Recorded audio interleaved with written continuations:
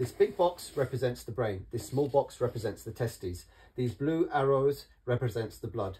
The brain detects the circulating levels of testosterone in a region called the hypothalamus. There's a negative feedback system.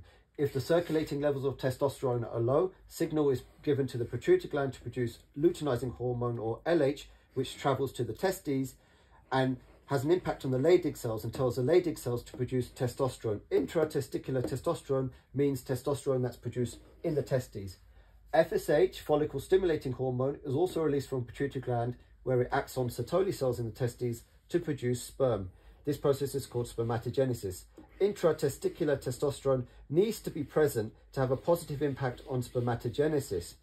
When we inject testosterone from outside, again, the principle of negative feedback, we tell the hypothalamus that we have enough testosterone, and so luteinizing hormone is not released from pituitary gland to the testes.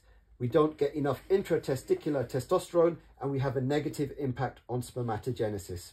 The testosterone you inject cannot travel into the testes because there's a barrier here.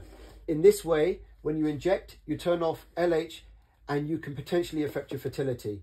To protect your fertility, you can use HCG, which mimics LH and keeps the production of testosterone occurring in the testes, protecting your fertility.